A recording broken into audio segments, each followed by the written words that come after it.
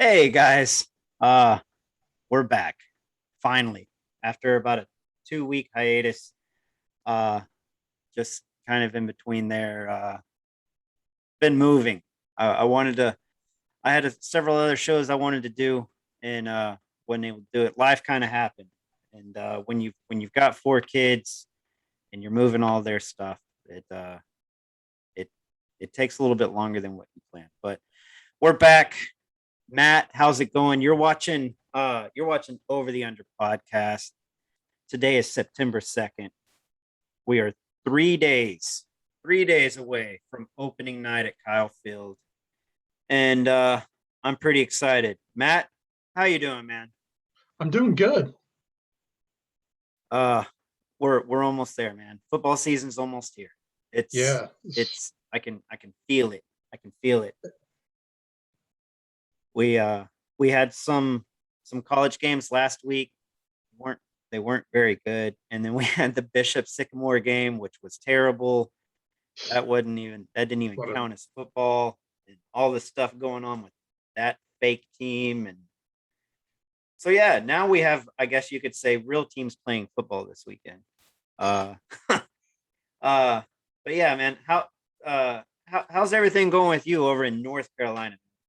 it's pretty busy, man. We've had some we've had some bad weather over here. Obviously, we had the tropical storm Fred, which went up through the southeast, dropped some rain on us, and then I think we're getting a little bit of this hurricane, which I guess is now a tropical storm, but it's been raining some today. So kind of gloomy here, but other than that, not much. I'm just ready to get football started. It got up on me quick. You and me both, man. Yeah, I'm ready. I'm ready for football to start. Like I said, A&M Kent State is we're 3 days away. I'm real excited. So basically, we're just gonna do a little run through. Nothing real in depth tonight, and then tomorrow we're gonna go uh pretty deep into some betting lines and some a little bit of statistics with Kent State and Texas A&M before Saturday.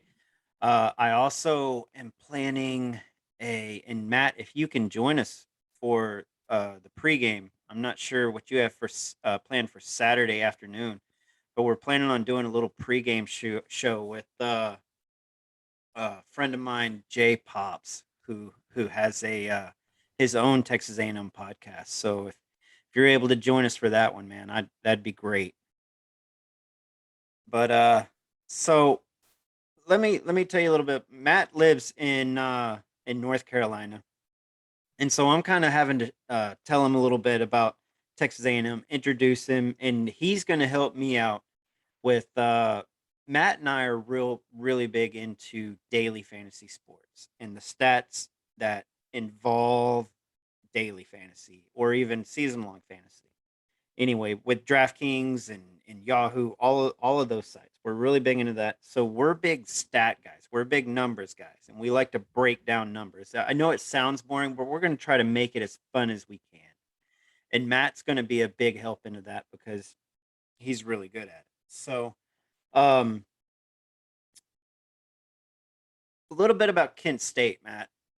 Kent State was they uh they averaged 50, just over 50 points, I believe, just over 50 points a game. And A&M coming in, or last season, uh had the ninth ranked defense. So that that point right there, that's going to make it a pretty interesting game. Can Kent State keep it close? Is A&M going to be able to score with a new quarterback? I believe they will be. Um, I believe they'll be able to score pretty good, pretty well.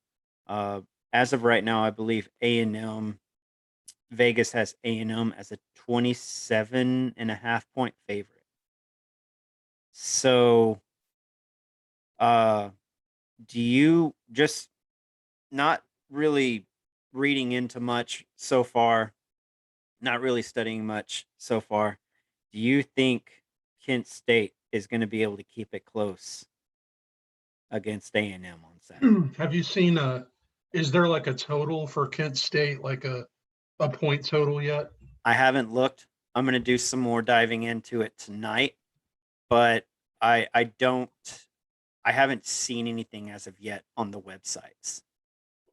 Well, I tell you, if the Jeopardy host of the week had asked me like who was how many points did Kent State average per game last year, I wouldn't have guessed, that it was that high or that they had such a high powered offense. Mm-hmm. Um, but if that's the case, then you said a 27 point, like A&M's 27-point favorites. Do you Yes. think that might be a little high based on?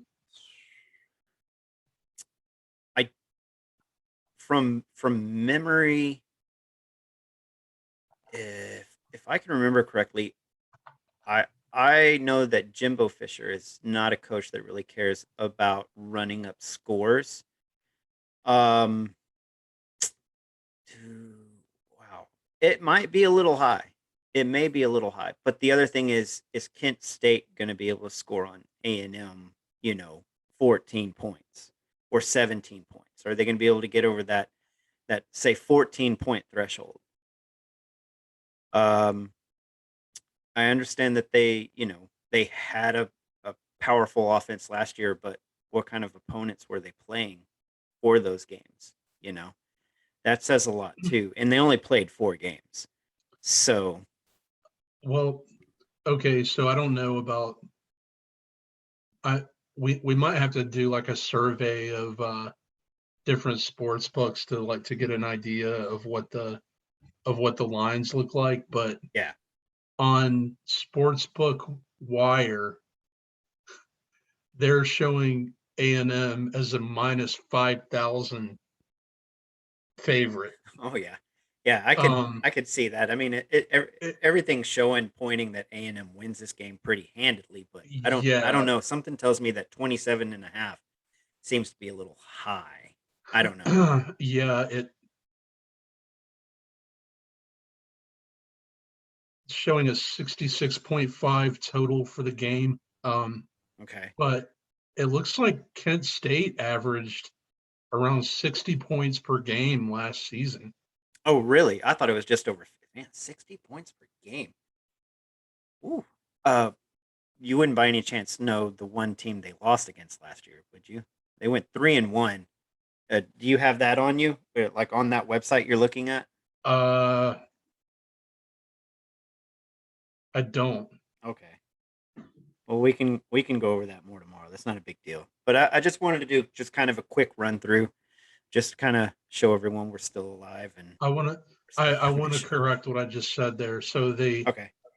the Kent State averaged just shy of 50 points per game last year and 612.5 total yards of offense per game.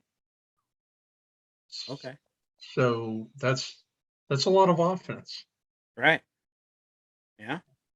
Well, I do know there's going to be a little bit of a narrative, and that's one thing that daily fantasy players like is to Oh read into yeah. narratives. And so there was a narrative in yesterday that some big news that came up yesterday. Jimbo Fisher got an extension on his contract, and he's going into his 4th year, but this extension keeps him for another 10 years.